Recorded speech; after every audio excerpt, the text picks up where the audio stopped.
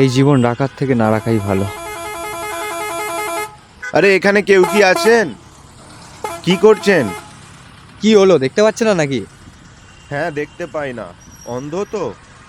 একটা সাহায্য করবেন? রাস্তাটা একটু পার করিয়ে দেবেন? দাঁড়ান, যাচ্ছে।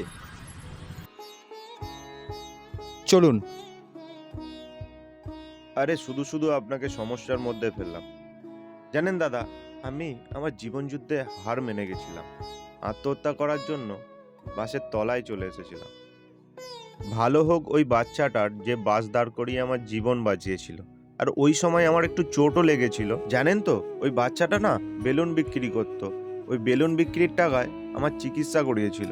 আমি সেদিন থেকে ভেবেছিলাম, ওই বাচ্চাটার মধ্যে যদি এতটা জীবন যুদ্ধ করার শক্তি থাকতে পারে, আমি এতটা নীচ কি করে হতে পারি। ওই দিন থেকে আমি ভেবেছিলাম আমি মরবো না, আমি ওই বাচ্চাটার মতো ভালো কাজ করব। তারপর থেকে আমি আমার জীবনের বেঁচে থাকার লক্ষ্য খুঁজে পাই।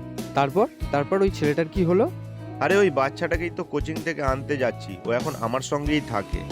আচ্ছা দাদা, আপনি এখানে কি করছিলেন? না, সেরকম কিছু না, এই একটু কেনাকাটি করতে এসেছিলাম। ও আচ্ছা, ঠিক আছে দাদা, নিজের খেয়াল রাখবেন। হ্যাঁ হ্যাঁ, সাবধানে যাবেন। মানুষটা তো ঠিকই বলল, জীবনটা তো বাঁচার জন্য, শেষ করার জন্য তো নয়। আরে ও দাদা, দেখে যাবেন তো, সামনে দিয়ে গাড়ি যাচ্ছে তো। চলুন, আমি পার করিয়ে দিচ্ছি।